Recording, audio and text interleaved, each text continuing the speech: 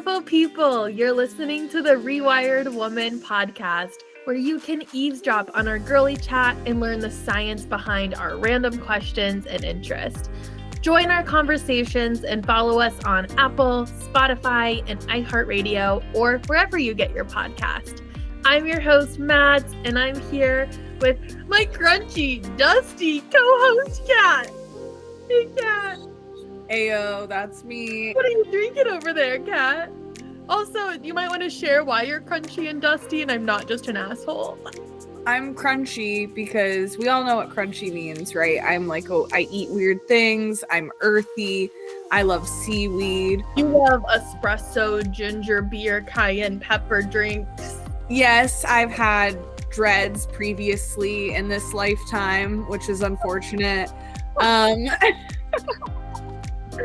Half our audience just clicked off. Yeah, I use all natural deodorant, etc. So that's crunchy, and I'm dusty because because I mean, well, look at me. No, I'm just kidding. But for our listeners, I was my house is under several renovations, and I was sanding drywall, and the drywall dust is my dry shampoo for today. Yeah, it's great. Honestly, you look fabulous. No one would ever know that you're drywall dusted. Yeah, but I can't hide that I'm crunchy, unfortunately. I mean, that's a defining feature that's so lovable about you. People can see it from a mile away. My clients, I never eat around them, by the way. I have no idea how they know this about me, but I have had clients multiple times be like, yeah, she's very conscious about what she puts in her body. And yeah, she eats weird things. And I'm like, how do you know this? And they're like, you have a pickle jar full of cashews on your desk. And I'm like, not you eyeing my cashews. Like, what the fuck? Your office always smells of oranges. And we can just tell. Okay, I love this. What are you drinking over there? Speaking of what you put in your body. Guava nectar. One of my follicular... Why are you laughing? Why is that funny? Because, well, it is just like following pickle jar of cashews and smelling like oranges, which, like, you know, mildly normal. And then you're like, my guava nectar. What? It's part of my follicular phase routine. You're supposed to have guava. Oh, no, I really love it. I think that's fabulous. And it looks really delicious, actually. Well, I just finished my coffee. And then I have this, you know, me and my bubbly waters. I have this like lemonade sparkling water thing, but it's not cold, so I don't know if it'll be good. It'll be fun. It's a lazy day. It is a lazy day. To the shortest day of the year, which means I have the lowest energy of all. Yeah, almost the solstice. Do you have any plans? No plans is my plan. Hibernate, snuggle, cuddle. Mm-hmm. Love it. Same. What's on your mind today? I have questions for you. I wanted to ask you, what is a guilty pleasure of yours? Well, I would say my newest one. Okay, I should preface this with like I've never really been big on like apps and phone games. But recently my best friend Kat, she sent me a friend request to start playing Words with Friends again, which I hadn't done in a really long time. And unfortunately for me, there's like a million ads on this game. And I kept getting this ad for this stupid farm game. And I was like, that looks so dumb, but it kept making me play it. And so I finally crumbled and I did in fact download this farm game called Township. And now I have a whole town and I'm tending to my wheat and carrots, cacao beans, growing cotton, making shirts. I have 2 chicken coops and 2 cow things and sheep now. So I have actually spent $5 real on this game. Oh my God, I love that. I'm so sorry. Yeah, I'm having a great time. So thank you for that. You're welcome. What about you? What is your guilty pleasure recently? Well, Love Island Australia is back on, and my long, steadfast guilty pleasure is reality TV. I'm specifically anything with just people who were born into rich families, from what it seems like on television. Lip filler is a common thing in these people's lives. Wait, you can't say you can't say lip filler and not bring up the Caroline Levitt photo. Okay, that's also been my guilty pleasure, is looking at the commentary of those Vanity Fair photos. That's a really good one, actually. I take no pleasure in anything regarding politics lately. But another one is slices of cheddar cheese. Okay. I eat at least one slice a day. Okay. And I'm kind of guilty about it because I know what it does to your brain, and it's essentially it's as addictive as opiates and works very similarly. And I use the cheese to heal emotional pain. Okay.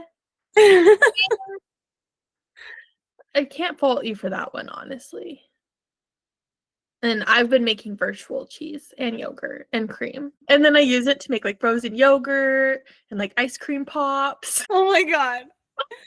I love this. You are a new woman. You own many businesses and cattle. Virtually, though. Yes, virtually. Yeah. But yeah, no, this is great. So we got Love Island, we got lip filler. I know you've been taking a social media break, but really, truly, the Vanity Fair pictures. Have you seen them? No, I have not. Oh shit! That's why you didn't react. Yeah, you're missing out. Okay, it's the ultimate form of resistance and political commentary. Yeah, I'm just gonna be quiet while you look up these photos. I was like, I as soon as I said that and you didn't react, I was like, you have not seen these photos. I haven't.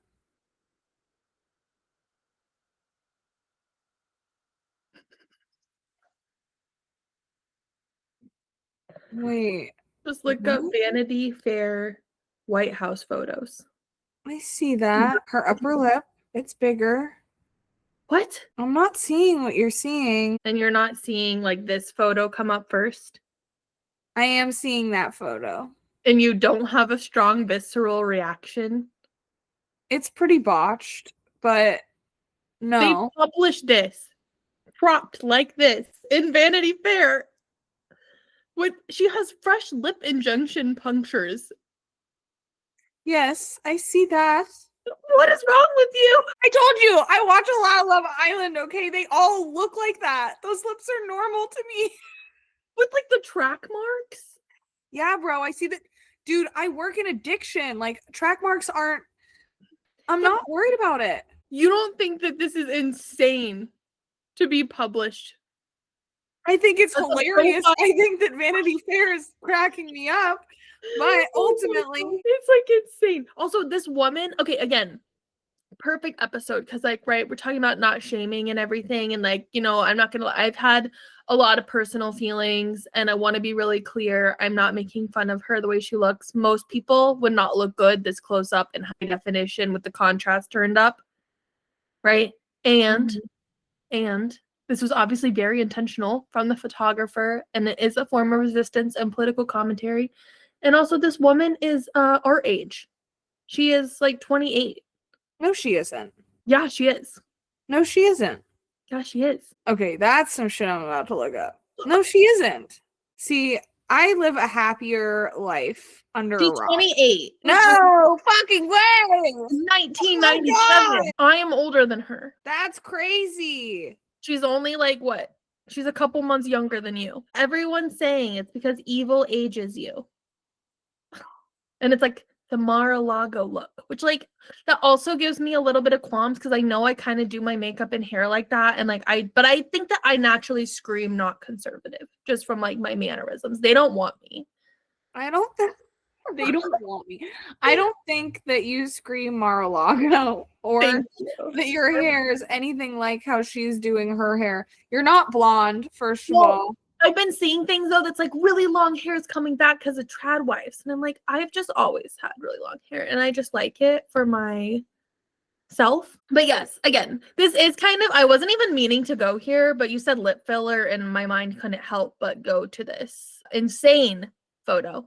But honestly, you should look through all the photos, especially as like an art critic, I guess, or someone that's trained. Like, it is so interesting how they did the composition of the photos just to make them look so insignificant and powerless and dumb. Like, it's just insane. It's so good. Which I'm not gonna lie, one side of me is like, should we really be commenting on a negative physical appearance that's like literally against what I believe? But then it's just like, And I have nothing against lip filler. I think she looks better with an upper lip than she did without an upper lip. That's for sure. Yeah, I think it's more the like, why don't do it within like 24 hours of a high definition photo shoot? I would never subject myself to a high definition photo shoot. So there's like some props, not to her, but to women who would do that. Her specifically, I give no props because I wish bad things on never mind. I don't. On anyone filled with hatred and evil. I wish bad things on a lot of people right now, and maybe that's just a bad. The bad in them highlights the bad in me, and bad. Well, there was like one of the quotes from the author that wrote The Reporter, and like one of the guys was like, you have a lot of power or discretion to be kind, right? Like basically kind of insinuating power playing to him, like, make us look good. And the writer responded back to him like, you do too, because someone like empowered the White House. But anyway, that was like totally off topic, but we did have to comment on it, even though this is probably going to come out so past this happening. Oh, well, you'll have seen it by then, and you can comment what you feel about. And also, I want to be clear, I'm also not against lip filler or anything that you want to do to yourself. That's kind of what we'll end up talking about today, right? I think you should have power to do whatever you want over your body. But it is just interesting choice. Okay. You talking about all this stuff makes me want to smoke a cigarette in my living room. I can't handle it. All of a sudden your voice drops and you're like, I can't handle this. No, but seriously, I know that it's like good to be informed, but I don't want to. I feel you.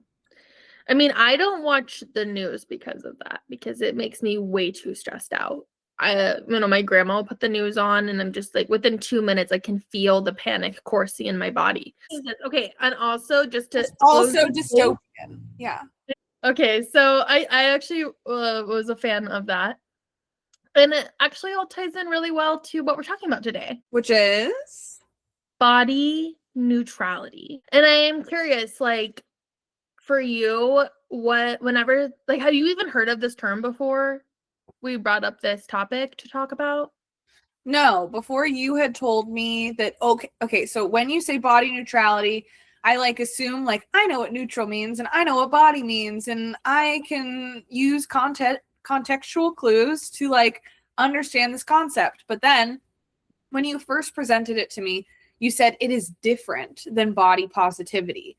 And I was like, oh, what is that? And so no, not really. When you like the more you talk about it, the more I'm like, this is a little bit foreign and this isn't something that I'm super familiar with. And can you elaborate on what is it and how is it different than body positivity? Yeah, definitely.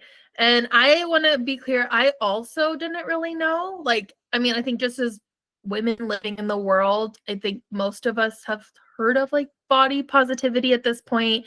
Obviously, it was, really trending for the last couple of years. Like probably, I think primarily like 2018, 19 to like 2023-ish. Mm-hmm. It was definitely having this like big moment. And body positivity, as it sounds and you can guess, is all about like loving your body and accepting it for how it is, and like really leaning into like, I'm beautiful, everybody's beautiful. And while that can be really cool, obviously, as most people probably feel, that can feel like a lie. Right? You're like, I don't love my body. I don't think everybody's beautiful. I don't think I'm beautiful. And so that can feel like it can actually cause a lot of resistance. And because of that, or I guess in addition to that, there's kind of this other less talked about term and way of changing your relationship with your body called body neutrality. Okay.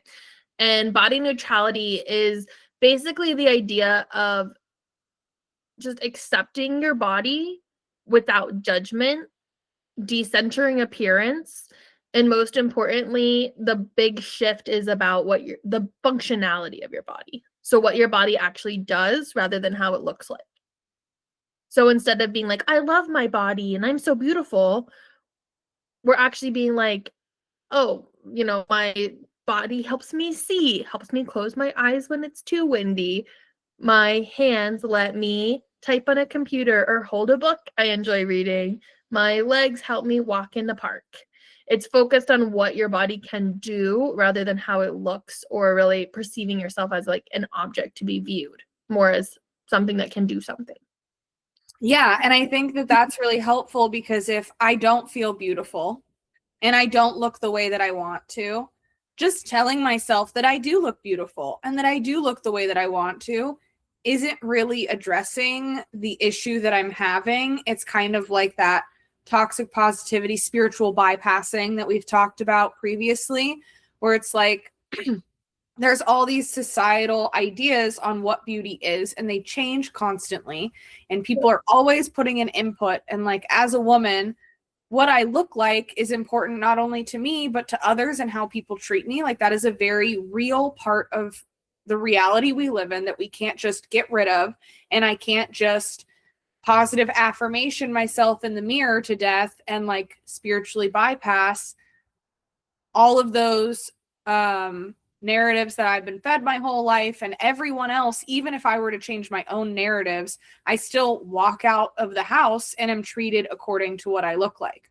So instead of focusing on my body as something that is an image to behold, or that beauty is the goal, who gives a fuck if I'm beautiful? My body has purpose to me outside of being an image for other people to perceive me as. And like, my body is innately worth stuff to me. My body has worth, even if that worth isn't what it looks like, because it has so many other purposes. So I think that is a really profound idea that I don't always consider, but I try to when I do like a gratitude list. But I really think it will take years and years and years of me. It's so ingrained deep down in me that what I look like has something to do with my value, or at least I want to look a certain way so that people treat me a certain way, is like very ingrained in me, even in this moment. Yeah. Well, I'm glad you brought that up, because I actually wanted to, I think it's great we talked about kind of what body neutrality is, what body positivity is. I like what you were bringing up about that it just feels like a lie. And actually the research even supports that like one of the downfalls of body positivity, right? This idea of just being like, I am beautiful and I love myself. It can actually make people feel worse. Right? It's kind of like if you've heard people talking about doing positive affirmations, it actually makes them feel worse, because it feels like you're lying to yourself, and like you're saying things you don't really believe, and then you feel even worse about yourself because you're like, I can't even do this right. So that's one of the reasons that body neutrality can be so powerful and so effective, because you're really shifting off this, like, this is what it should be, right? It's more, this is what it is and allows me to do. Okay. Yeah. But I'd love to just start before we get into the science and how we can even adapt this skill, and even you saying this is going to take years and years, that breaks my heart when you say that. But I also don't, obviously think it's wrong. But I'd love to start, if you're okay with it, I think maybe talking about our own experiences with our body image. You brought it up a little bit, your relationship to how you look and how you'll be perceived and treated. I think that's really relevant, and why we think it's important to talk about this. What do you think? Yeah. So I do want to preface this by saying me and Maddie have very different sides of opposites of the spectrum, I would say, opposite experiences. We have the same feelings that come from opposite experiences, which is we talk a lot about. And for me, I don't want this to I guess I don't want this to sound like a sob story, because when I was younger, I was always really, really skinny. And I had one of my oldest best friend's parents used to call me in this like little jingly fashion, skinny white girl. And I always had people comment on whether I ate enough. I had people very concerned for me. I was always, flat chested, itty bitty titty committee, like that side of kind of body shame. And what has got me thinking about it lately is that, like you said, in that date range, 2018 to 2023, like since 2023 and in 2024 and 2025, I have found myself very concerned with losing weight. And I have a healthy BMI. I tend to be of a healthy weight, right? I'm also sober. So, but especially this year in 2025 with my wedding and with other things, I found myself very concerned with losing weight. And we can see now that with drugs like Ozempic and things coming out, and how much like Love Island I watch and how much I use things like Instagram, and all of this stuff, right? When I'm watching reality TV, a lot of the people on there have a lot of like ideal bodies, let's say, and they work very, very hard for them, or they have surgical help. I don't know. Diet help. I don't know. But there's also a lot of celebrities just in the media lately. Heroin chic is coming back. Being ultra skinny is coming back again. And people are even willing to say, these drugs are helping me get skinny. Even people who were previously at the like forefront of a body positivity movement, like everybody's getting really skinny. And I feel myself pressuring myself to be a weight that I was when I was 19, right? And I feel myself looking backwards in time, and preparing for my wedding photos was a big thing where I was like, I want to be immortalized in my wedding dress as like a very skinny version of myself. And it made me realize how much I never realized how important that was to me until this year. And I started to question, why is it so important to me? And then when I go to talk to my friends about it, I have to be conscious of the fact that like, what does their body look like in comparison to mine? And if I talk to them about wanting to be skinnier, how do you think that that makes them feel if they are not as skinny as I am or not skinnier than me, right? Am I inadvertently saying that I value skinniness? I was really having to face the fact that this year I had to face that like a part of me, a deep down part of me, really values being ultra skinny. And even when I was called that for so many years, and I remember having conversations with people about wanting to put weight on desperately and not being able to. But is that what I was saying because I was being criticized? And is that how I actually felt? I have no idea. Ultimately, now looking back at it, it feels I really didn't like being criticized for being overly skinny, but it feels much less, I don't feel as bad about it as I would have if I was being criticized for the opposite. And unfortunately, I also realized that it doesn't matter what size I am. I was always criticized. The only time I'm not criticized is right now. And I almost wish that I was being criticized for being ultra skinny because that's what I want to be. And it's just like insane. So my personal journey is recognizing that like I have this deep wound where I value the way that people look. And as I'm aging, I am being really, really rude to myself about what I look like.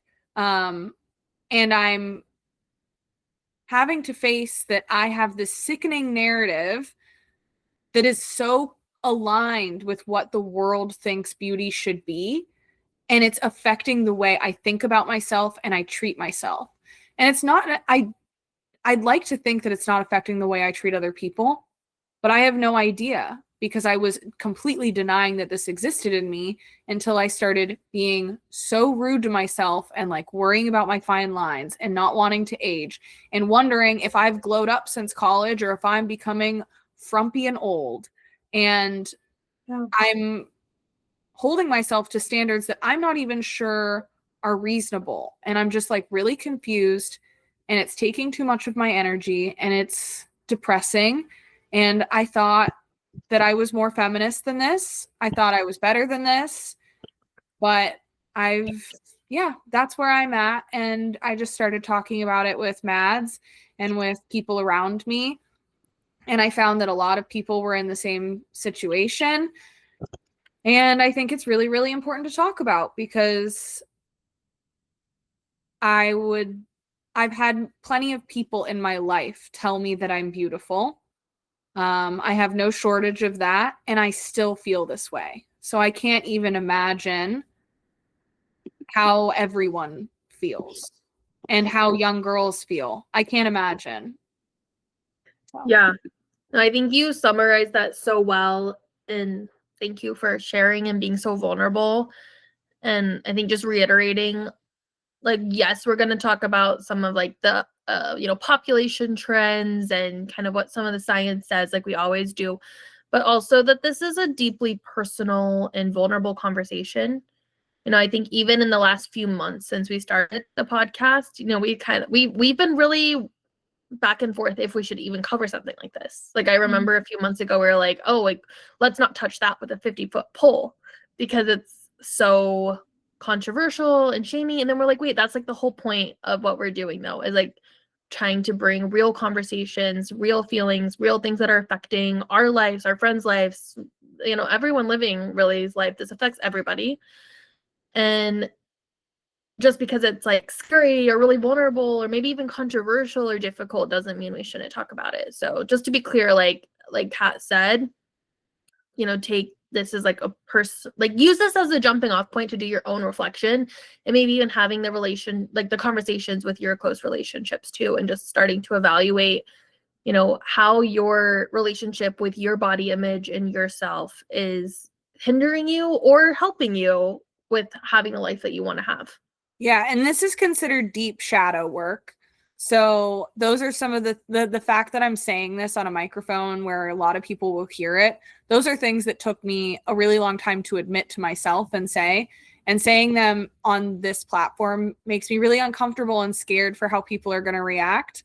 But I trust all of you, and I can't really move through this without saying it. So Mads, I really want you to kind of add where you're coming from, because every time I talk to you about this, I feel lighter inside and I feel seen, and it really helps me to know that I'm not alone. So help. Yeah. Aw, well, thank you for saying that.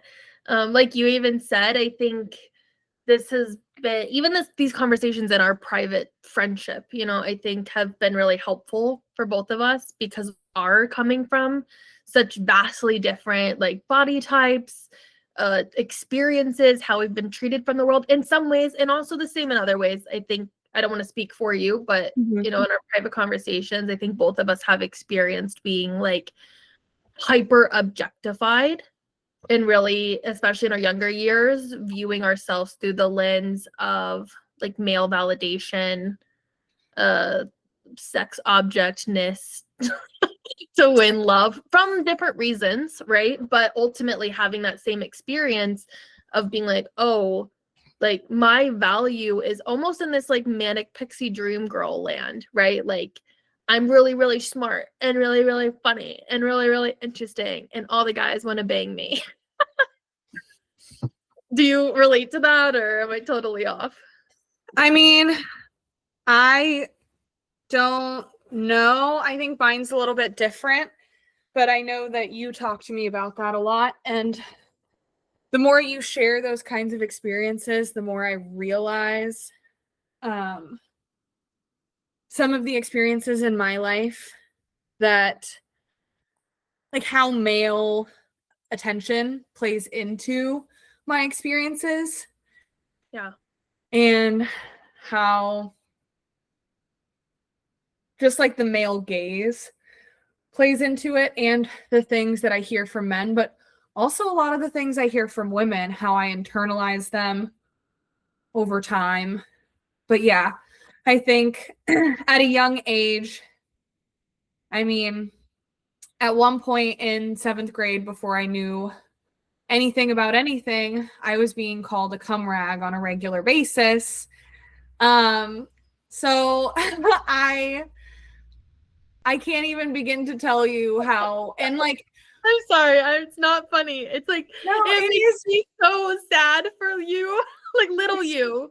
Yeah, it's kind of funny in the way that it like, because it's so fucked up. Yeah, but ultimately, I was talking to a friend about this who has a daughter who is not even 3 years old. Okay, not even 3 years old. And a man at the fucking grocery store turns to him and says, "Oh, she's a looker." So it is so normalized to get these comments. And I remember as like a really young girl, people commenting on my eyes and like giving me compliments. And like there's that weird pressure from your parents to say thank you. And like, no, why aren't we teaching these kids to say no thank you? And like, I'm not saying that girls are the only ones that get it. I know that people want to comment on how cute people's kids are, and it might be completely positively intentioned, but from a very young age, we are talking about what we look like and attributing it to giving us value. And then for girls especially, there is a sexual component to what about our body is beautiful. It's really only beautiful if it has some sort of sexualization. So like, yes, and to well, even like you saying that, it triggers so many memories for me that I know made me like very, very aware of these things as a young girl. I mean, I think, unfortunately for me, I was one of those girls that went through puberty really, really, really early. I was tall. Like, I remember when the first boy was taller than me in 5th grade, because like I was just taller than everyone. Like, people would think I was a teacher in like fucking middle school because I just was so tall, and I guess always had this like authority air to me. I don't know. But I also like I was a 32D by the time I was in 5th grade. So like my boobs were big. And yeah, it's like my boobs were big, and that became such a like people feel so comfortable talking about children's bodies. And I think when I look back on my childhood, I guess just to give this context, it's like all of this, what I didn't have a choice to not be aware of it, because it was constantly brought up to me from everyone in my life, as adults, teachers, like my literal teachers at school. I was a dancer, so my dance coaches and teachers, friends, children around me, and of course, as you can imagine, my peers that were males. It was constantly a point of conversation. It was constantly a point to describe who I was. So it was like the redhead with big boobs, which on one hand, I get it. It's pretty easy to describe me as a redhead with big boobs. But as a young child developing identity, I can see how that really affected me, because I was like, oh, like I am just an object to be perceived. And I was really praised for that within my home, within strangers in public. And this is difficult because I even want to go to I know that people like Megan Fox and like Emily, what's her name? Bratata, Imra, whatever, she's like a very famous model. You would definitely recognize her. I can't think of her name, but both of them have talked about this experience of like when you're just like viewed as a sex object, like how that kind of fucks you up. And a lot of the commentary they'll get, or people will push back, is like, well, you're doing it to yourself. And I think even obviously I'm not like a famous person, and I'm not even comparing my looks to them as a younger person, but that kind of narrative was definitely placed upon me a lot as a small child through my teenage and early 20s. And it's inescapable. And so there's almost this point where you have to like lean into it, or at least for me, like when I look back and reflect on my relationship to my body, objectification, self-objectification, sexualization, I see where I leaned into it because it was almost like too traumatizing to not, if that makes sense.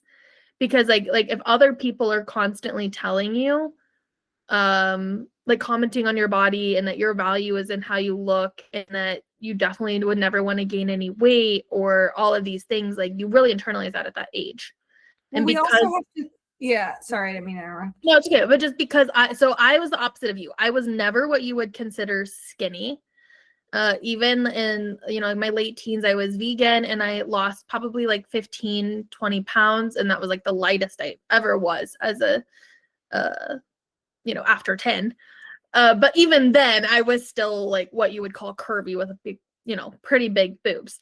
And so I've never had that experience of being told I was thin. And if anything, I had the opposite effect. Like even when I was like 10, 11, like when they started doing BMI in school, being told I was already overweight.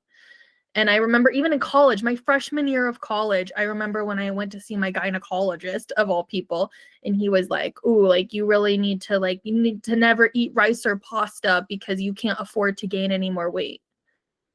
And so I was always talked to, people call me Maddie the fatty, right?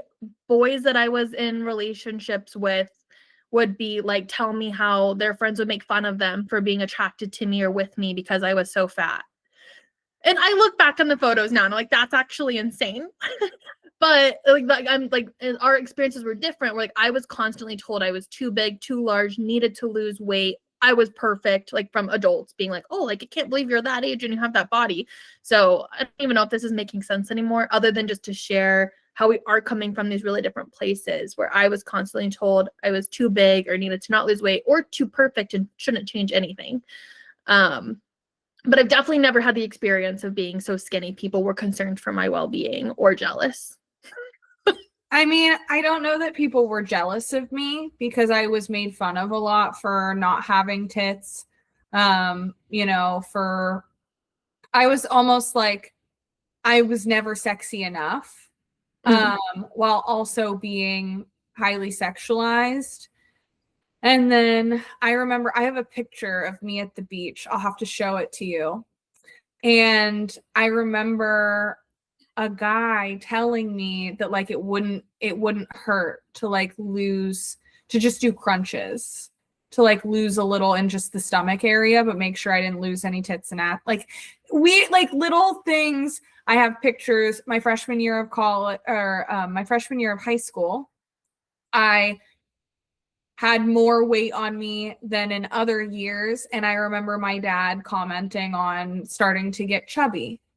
So like there was definitely no perfect. Yeah. And it was more often, that I just like lacked girlish figure in general. And you said something about you not comparing yourself to like Megan Fox and these celebrities who are like, our ideal standards of beauty in some sense. But I do want to make it very clear that it doesn't really matter what you look like. There's not a single woman who isn't getting comments on what they look like, so much so that there's an entire term that I learned in like the 6th grade called butterface, right? Where her body is beautiful, but her face, right? And things like this are they're so fucked up, and we don't call men butterfaces, and all sorts of things. And maybe we do, and there is, I'm sure, beauty standards for men, but that's not what we're talking about, and we're not men. Yeah. But and also it's like, even though, because like to your point, like I've seen some things that like eating disorders, for example, like are on the rise in men, which is unfortunate and obvious. But this is why it's like a patriarchal issue, right? That like these unattainable beauty standards, self-objectification, valuing ourselves on how we look. Like this negatively impacts everyone, but historically and still even currently is disproportionately affecting women and young girls. Because it's also a really hard place to be, right? Because if you're too beautiful, no one, takes you seriously, or it says everything you've accomplished or done is because of your looks. And if you're not beautiful enough, people just don't like you. Or they legitimately treat you differently. Yeah. And like, I don't like it that we would deny that. That's very similar to denying any other disparity that is prominent in our societal culture, to say like, oh no, I don't treat people who are larger than the ideal body weight, I don't treat them differently. I would, if you're doing the shadow work, maybe just take a look at that, because if you were that weight, like there's all of these, exercises or like things that people will do where it's like, if you are a white person who's willing to trade places with any Black individual in the United States, stand up. But nobody does, which means that on some level, you recognize what it is. And so I don't think that there's a single person I know like who's like, if you could gain 20 pounds and it wouldn't change, like stand up, like who wants to gain 20, you know what I mean? Like there's not a lot of people who are going that way, and I remember being somebody who was told that I could gain weight and said that I was trying to gain weight, but if I could gain weight in an instant, would I have? I'm not entirely sure. Yeah, probably not really. It was more like a deflection. Yeah, but also maybe like I would if it was straight to my ass, or I would if it was straight to my boobs, but like I don't know how my weight's gonna hit me, and it doesn't go straight there, not for me, unfortunately. But then it was also, so I just wanted to make the clarification that when you say things like, oh, well, it's their fault because they're leaning into their beauty. I don't think that. No. Not that you're saying that, but when you referenced that being said by other people and societally and being said to you, we're like, oh, it's your fault. And you essentially said, well, like, it's such a traumatizing experience, it's hard not to lean into it. I'm also thinking like, if you're saying that, then you are completely denying the fact that in that stage of development, it is so important to create, to be connected. And that is what you're doing. At middle school age, you are trying to find out, how can I connect to other people? What do people like about me? What are my strengths? And when everyone is telling you beauty is your strength, even if it's highly uncomfortable to you and you don't like that and it's not serving your like innermost good, your brain is wired to move towards these sorts of strengths. And that's also the same for somebody who's being told all this negative stuff, right? Like beauty isn't my thing. And like gonna be like funny or really useful or really quiet and hide. So I had no idea how pretty I was. I had adults telling me I was pretty, but I don't believe adults, because all of the boys in my grade and all of the girls in my grade are telling me I would be prettier if this. And so because of that, I created this like cynical sense of humor, really like I just led into like what made me weird and different and all this stuff. And I had no idea what I actually looked like, because everybody was telling me it was just an onslaught of information and I didn't know what to believe. Yeah. And for the most different from like the children to the adults, which I also experienced, right? The kids being like, oh, like you're fat and ugly and just have big boobs, and adults being like, wow, she's so beautiful all the time, and it's like really disorienting. Yes, very much so. But despite all of that kind of like outside onslaught of information, the overall narrative is what you look like is important. Yeah. Right. And I think that that's something that I thought, because I, instead of leaning into this like beauty standard, right, I never wore makeup and I never did all these things because I didn't want to lean into something that people my age were telling me wasn't a strength of mine. And so I went a different way. And because I went a different way, I thought like, oh, I don't care about what anybody looks like. I don't care about what I look like, right? And I tried really hard to create this narrative of like, she just doesn't care about looks. And like, I would date guys that I was knowingly not attracted to because I don't care about looks, right? Like I was doing all the things that made me feel like my actions were aligned with that. So to come into my mid to late 20s and realize I care deeply about how I look. Yeah. I care so deeply about it. And I treat myself based off of what other people like, whether I feel beautiful or not, was shocking but important. And how is that like actually showing up for you? If you don't mind sharing, like what are you like noticing where you're like, oh, like I'm not doing these things, or I am doing these things because of literally how I'm perceiving I look like?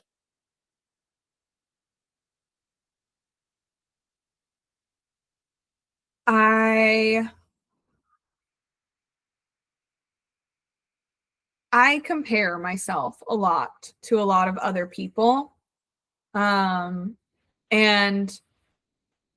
it most often shows up with like how I talk to my husband, where I'm essentially like,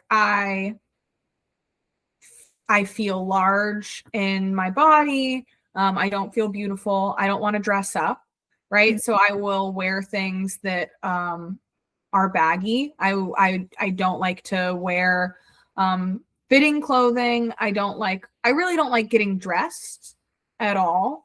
Sometimes it prevents me from feeling good about going into social interactions. It affects my relationship with food. It affects the way I talk to myself. It makes it harder to enjoy exercise because it's now not something I'm doing because it's good for me or something that I enjoy doing or something that releases a certain kind of energy or something that I'm doing. Like I really enjoy yoga, and my relationship to yoga has changed because now I wish I could lose weight. And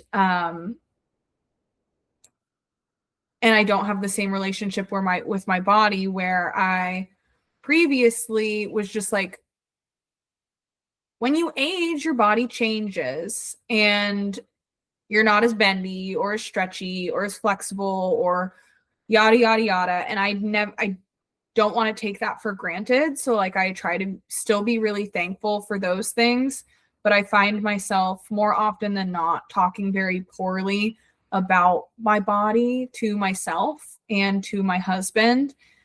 It'll affect my sexual drive, right? If I don't feel good in how I look, I don't want to play or pretend like I'm sexy or I'm sexual Yeah.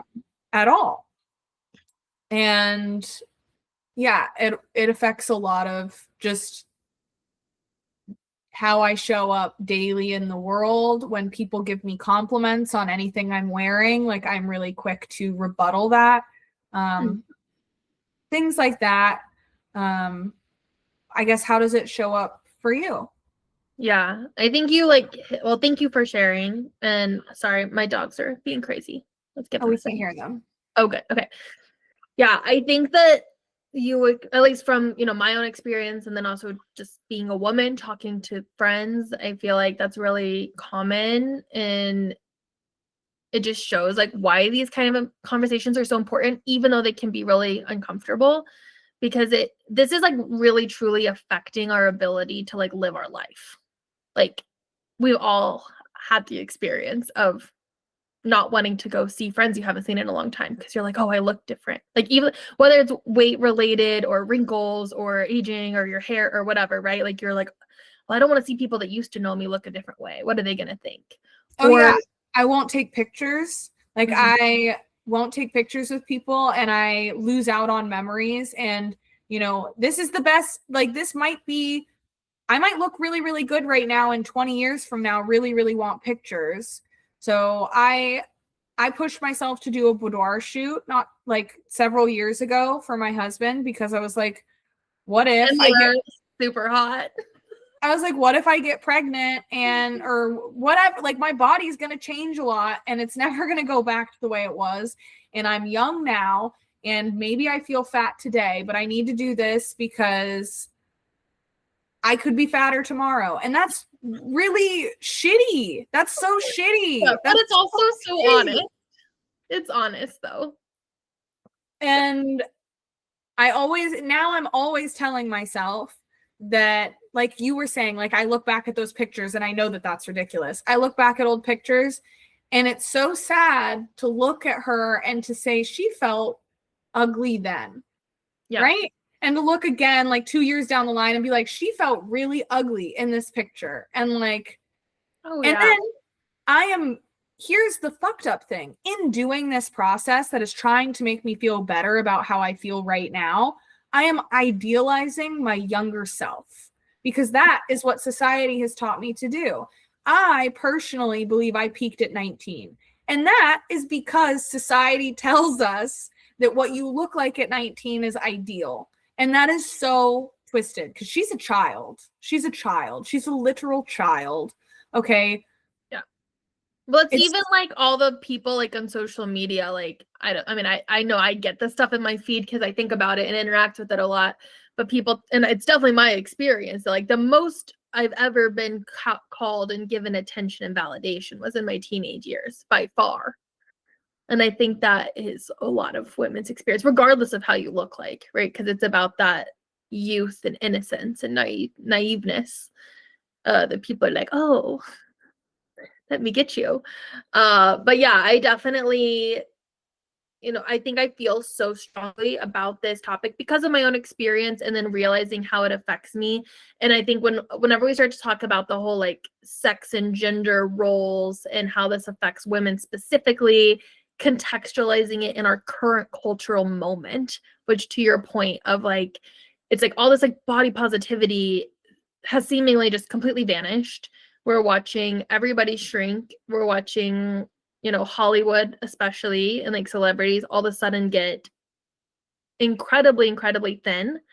And again, a lot of my social media shows me these conversations because I interact with it. But like you even have like dietitians and people that like study this for a living talking about like, this is getting like malnourished, right? Like they're losing muscle in their temple area and things. And then we have celebrities be like, well, don't comment on my body, I'm healthy now. And even the cultural thing, be like, don't talk about women's bodies. And on one hand, it's like you want to be like, yeah, don't talk about women's bodies and appearance.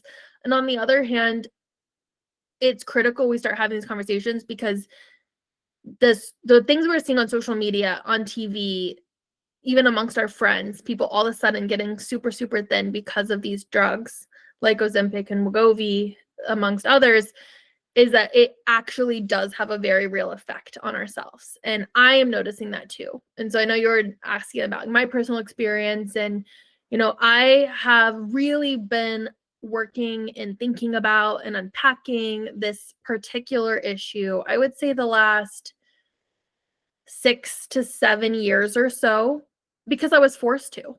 And like, to your point, I don't think that I ever what happened really is that in my early 20s, like senior year of college or so what, 22, my body composition changed very dramatically, very, very fast with no change to my lifestyle.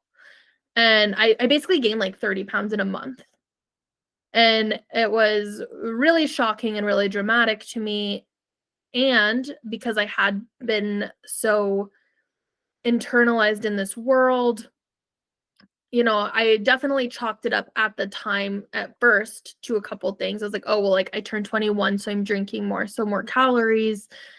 And, maybe that was part of it. But now I have my own theories. But that, at the time it wasn't too shocking. And if anything, to be honest, I remember when that first started happening that it actually felt relieving.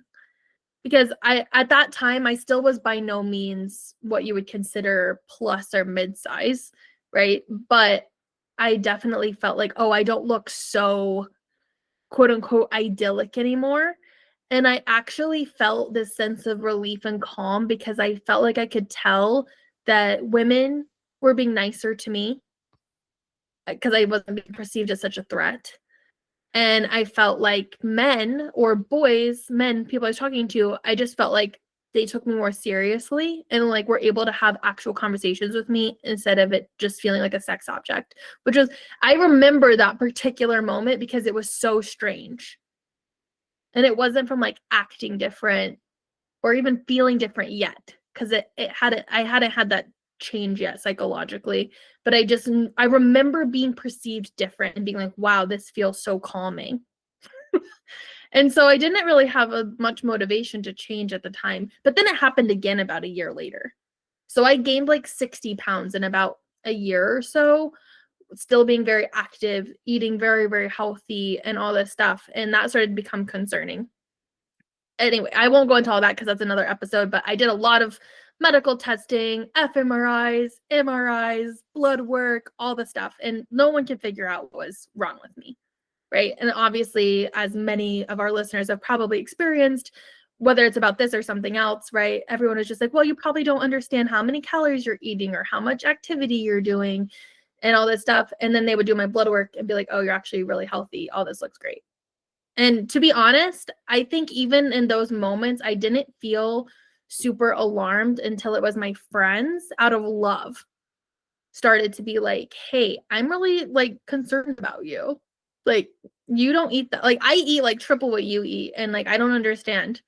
And they always said it with love. And I also had experience where I was in like Europe, Eastern Europe for a while. And, you know, they don't have so much social niceties. And they'd be like, why are you so fat? You don't eat that much and you walk 10 miles a day and you lift weights 3 times a week. I don't understand why you look like that. And I think that reflection back to me is what made me first start being like, what is happening with my body in this way? Like, what is my relationship to food and exercise and how I look?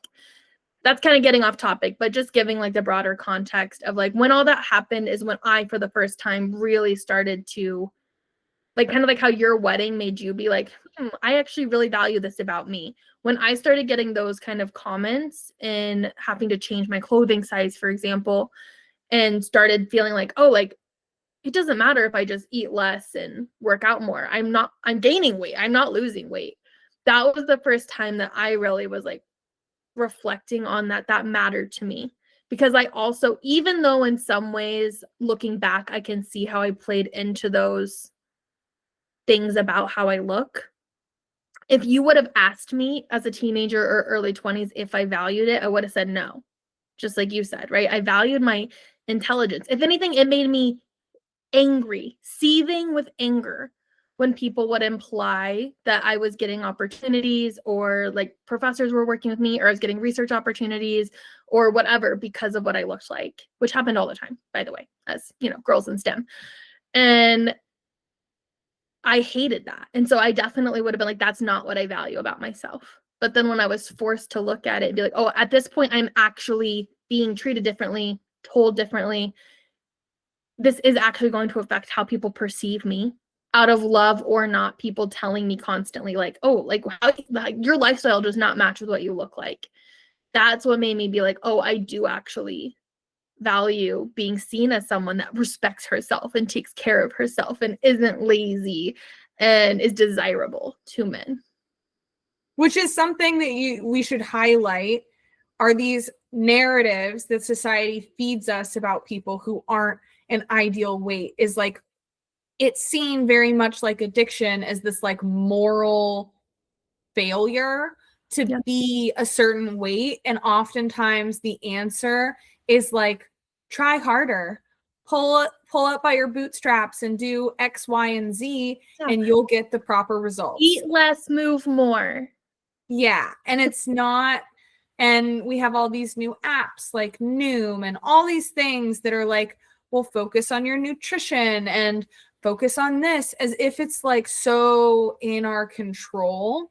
And like your experience really highlights, and I think that more and more research is being done because we value the way women look so much. These new drugs and all this research does not highlight that we care about women's health, by the way. It shows that we care about women's health when women's health affects the way that women look, which is wild. Yeah. But that, you know, we're getting all this new research coming out that's essentially like, there are all these different circumstances in which the eat less and move more is not healthy for women. And it's like, how many years, how many decades has it been, and you can look back at ads from like the 50s that are like encouraging women to, anyways. Yeah, no, I think it's important you bring your attention to that. And I know I kind of shared so much, but it is a complex issue. I think body image, how we perceive ourselves, how we move through the world, how it affects our work, depending what you do. Like even for me as, an entrepreneur, someone that's been in business for myself the last 5 years, and then also like in some sales spaces, like there is a lot of pressure and outward dialogue about how you look like. And whether that's directly in conversations with people I've worked with or through social media, right? I think I've even talked about this in a previous episode, but like it's now more than ever, I am seeing so much content that's like, if you're a business owner and you're fat, say goodbye. No one's going to take you seriously. You don't even respect yourself. How am I going to respect you? Like that's the kind of rhetoric that is like being said out loud, totally confidently now. And so I guess I shared all of that to come to the point of like, I've spent the last 6 to 7 years really learning how to love my body, to show up in my life, regardless of what I feel like I look like, push myself to, I was in Florida. So, being in a swimsuit, going to the beach and not caring what I look like, going to pool parties with people I don't know, going dating, like all these things, and just learning to live my life fully and being totally present, which again, I think it would be remiss to not bring up in this episode that I don't think that we have the scope of knowledge to talk about all of this by ourselves, but we have to bring up that even like the idea of like the thinness ideal, being skinny, is a very thing rooted in like white supremacy and white idealism, and even potentially into like capitalism, right? And this, and even the idea of like trad wives and conservatism coming back online in line with Ozempic and everyone getting skinny again, and being like, oh, when you're really, really thin and you're not eating and you're malnourished and you're spending all of your brain power and time thinking about being skinnier, you are not being your most powerful, confident, intelligent, critically thinking self. And so I think that all of these different experiences have helped me come to a place where I would say most of the time I feel really good and it doesn't affect me.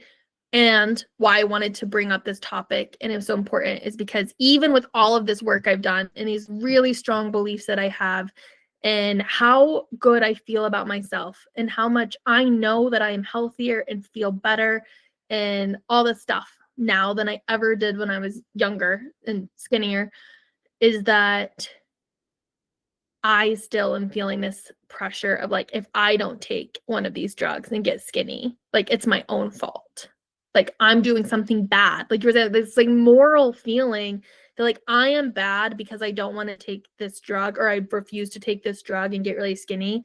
And then I've signed up and looked at the prices and like almost bought and started these things. And then I'm like, I take a step back. I'm like, this is against what I value and believe. And I don't want to do that. Yet I'm spending huge amounts of time and energy looking at it and researching it and thinking about it and feeling like I should do it. And that makes me scared, honestly. Yeah, and I also looked at it.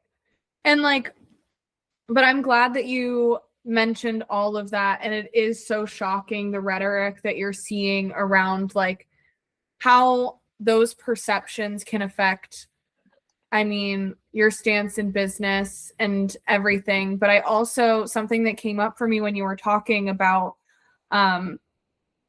becoming skinnier just now was thinking about, and essentially your brain power, kind of going away from your life and being focused and obsessed on losing weight. And then when you're losing weight, you're like malnourishing your body and overworking it in order to, become this ideal weight, and how that kind of, doesn't fuel your brain and leads to like more simplified cognitive processes where your body is just like trying to survive on less food and doing more.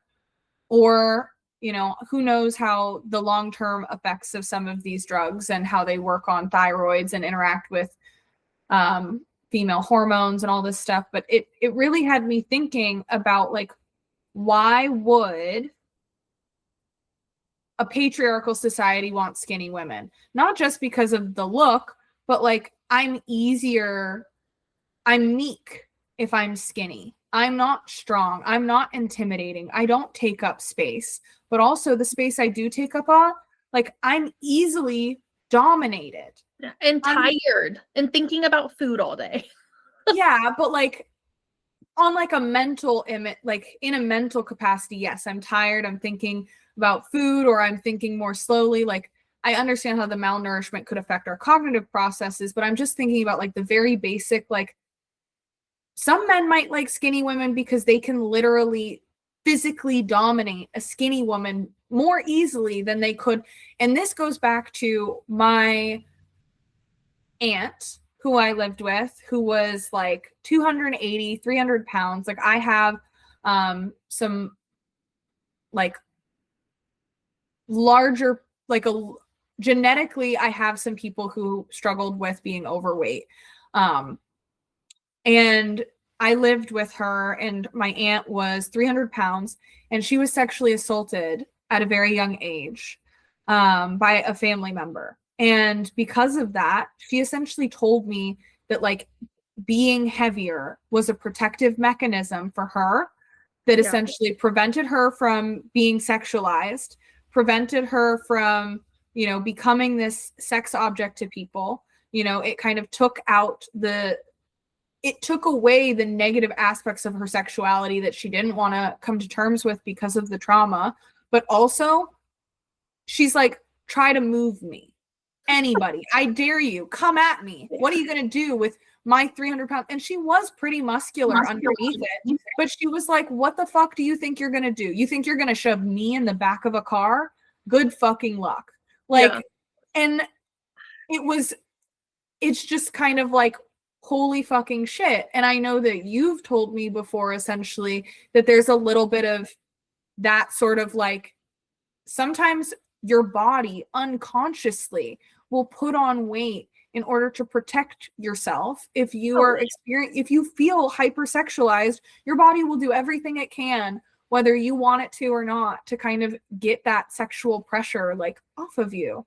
I mean, after, like, I'm so glad you brought that up, because that's definitely, I mean, like I've told you, that after my work more with spirituality and mindset work and shadow work and exploring the things with myself, and after many years and many doctors and exploring the medical implications, working with a dietitian, even getting my BMR, my basic metabolic rate, checked. Like, I've done all the things, and there's medically nothing wrong with me. Well, there's a lot of things wrong with me, but that's not directly affecting this, like, weight gain that I've had, an inability to lose it despite lifestyle changes. I am very, very convinced and feel very strongly that for me, it is this, like, protective padding and resistance to being sexualized. And I even look back and I'm like, oh, like, I used to be like, oh, I wish that I could not look like this and be taken seriously. And it's like, you know, I do believe that whether we want to get into the science side or the more spiritual side, that our words matter and what we believe and want to happen. Not always, right? I'm not saying all of our thoughts are reality, because I think that can also be dangerous. But I do think that what we truly, really want matters, and our body listens to us. And there's lots of science that supports this, right? That, like, prayer and meditation and visualization dramatically affect, like, health outcomes, for example. And so, yeah, I definitely relate to your aunt in that way. And it by no means was a conscious choice for me. Like, I never started eating more or exercising less or dramatically changing my food habits, but my body 100% started treating food and exercise differently, because, I mean, my body just reacts differently. Mm-hmm. Yeah, I'm glad you brought that up. And I think a lot of women, I think a lot of sexual assault survivors experience a phenomenon like this, either gaining significant amounts of weight or losing, to try to not seem like a sexual being. Yeah. Yeah, I think all this was really good. I think we're gonna end up having to split this into 2 parts like we have been doing. And like we kind of always, we have too much personal experience. Yeah, the context, but I think it's so important because I think that this is, well, not even I think, we both know with 100% certainty that this has infiltrated everyone's lives. It doesn't matter what your body looks like. What is happening right now with Ozempic, with this return to like hashtag skinny talk, heroin chic, even like something that seems silly but just shows the culture of like low rise jeans coming back. Like there is a new emphasis on being very thin and what that means about you. And just like some quick stats and stuff is that some of the newer research, which this even still seems low, but this was pulled from like PubMed, that like 64% of women report thinking about their weight daily. So I guess that's not, yeah, like that. I mean, if anything, that feels low, right? So another statistic, because like when we're talking about, we want to focus mainly on body neutrality and body positivity, but eating disorders, 29 million people yearly will likely report an eating disorder of some form or like disordered eating behaviors. However, eating disorders are the most underreported. Still, we still have mental health condition. Yeah, but we still have 29 million of them, and only 23% of those 29 million are getting help. So there are all sorts of new eating disorders that come out, and I have a telehealth resource for people if you feel like you are struggling with disordered eating, or you need somebody to talk to specific to eating, or you're concerned about somebody you know who has been restricting their eating. There are also subclinical levels of eating disordered behavior that is now called avoidant and restrictive diet disorder. So like any of these relationships to like calorie counting, I check the nutrition facts of almost every food I put in my body. And for a long time, I was convincing myself that's because I was trying to be healthier. But that obsession with what is in my food, like it is a part of my disordered eating, right? And so like there's all of these different little tidbits of things that we do that really I had to pay attention to that highlight my negative relationship with food. But ultimately, this is all to go around and say, like, we want to get to a place where our bodies aren't things that are viewed, and we're not focused on the size or the shape or the texture or the whatever the heck it is, or the proportions of our body as much as we are its mobility and its energy levels and I think all of those things. Yeah, or to me at least, I think it's when I think about in terms of like as a wellness provider, someone that helps people live their lives in a way that feels really exciting and joyful and authentic to them. And I think about why body neutrality is important, and we'll get more into this in part 2. But I think it's that you're not letting your body or your feelings about your body and how you look like specifically keep you from living the life that you want to. Yeah. Right? And I think what's really important about this is it doesn't mean that you can't want to change your health or your weight or your eating habits because of like health concerns or things. You can do those things. And I think that sometimes that can kind of get into dangerous territory, like back in the day with the body positivity movement, with people being like, you can't lose weight or blah, blah, blah. You can't want to lose weight. Love your body for how it is. And I'm not saying that, but I think it's whenever you're not doing the things that you want to do, like you're not starting a business because you worry that no one's going to take you seriously as an entrepreneur because of how you look like, right? You don't go to yoga teacher training because you think you're too fat, which like even in my yoga teacher training, I literally had a guy like basically ask me why I was there because I was too fat. And he actually got disqualified from getting his yoga teacher training certification because that's actually against yoga principles, despite what it seems like in our Western views. but like very real world implications, right? Maybe not going on dates, not going to your college reunion because you're worried what people look like, not going to pool parties, right? When you're not doing the things in your life that you want to do, that bring you joy, make you excited, make you connected to other people because you don't like what you look like. That's what we're talking about of why this is so important, because you deserve to like your life just how you are right now. And I feel so strongly about that. Yeah. And that doesn't mean you can't want to look or feel differently. It just means that we encourage people to show up and to feel deserving of the life that they have, regardless, and think about changes healthily and not be. Yeah. And recognize how you're influenced by the outside world. It's not to like completely take away this influence. Like I said, like I am influenced by that, but how does that prevent me from showing up in my life in a way that I want to, right? If it prevents me from wearing a dress for the next 10 years, like that would suck. Yeah.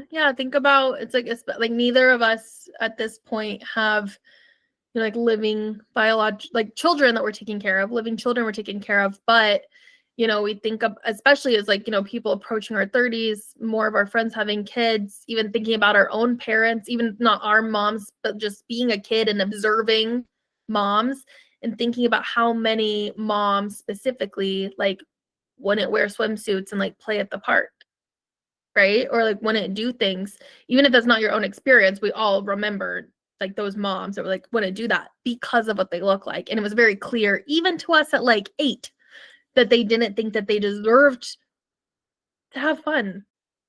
Yeah. Right. And you see that of like, you know, I think it's something like girls as young as 8 start reporting that they are worried that they're too fat and starting to diet. In this telehealth resource, there's a testimonial from a girl who's 9 who has a full-blown eating disorder. So yeah. I guess just like a fast tip that is based in research that you can do right now. This is actually one of the things I did when I first started really confronting this even years ago. Not gonna lie, it is a little bit more challenging of a time to start this, but it is actually backed in the research that can help you right now. Is go onto your social media and unfollow or mute every single account that makes you feel bad about yourself, compare what you look like, think their life is better because of what they look like. And if you want to take a step further, purposely seek out accounts that have body types that look like you and follow them, because that really will literally change how you feel about yourself. What you perceive and you're comparing yourself to has a huge effect on how you believe about yourself. And I remember even early in my journey, like starting to see women that had my body type and like thinking that they looked really beautiful. And like I liked how clothes fit on them and they looked really great. And then being like, well, why am I so fat and ugly then? But over time, as you compare those things more and you learn how to, you know, or it becomes more normalized to you that like, oh, like this person looks like me and they're having a great life. It helps you to see yourself in that role and then eventually to feel it too. So that's just like a really quick tip. We'll talk more about like what's actually happening in our brains whenever we shift into this body neutrality mindset where we're viewing ourselves for function and not through judgment, not through objectification. There actually are differences in our brain, as you could guess. And then also maybe some more tips on like how you can actually create this. And yeah, any other thoughts you have on that, Kat? No, Mads, that was really awesome. And I feel like I still learned so much, even though we've had this conversation over and over and over again. And I really hope our listeners have too. If you guys enjoyed listening, please leave us a review right now. It's really rough out here for up and coming podcasters, and reviews help us get the word out to new listeners and help us grow with and for our audience. If you have any topic suggestions for future episodes, please reach out to us via direct message. Then you can also reach out to us on our Instagram page at Rewired Woman Pod.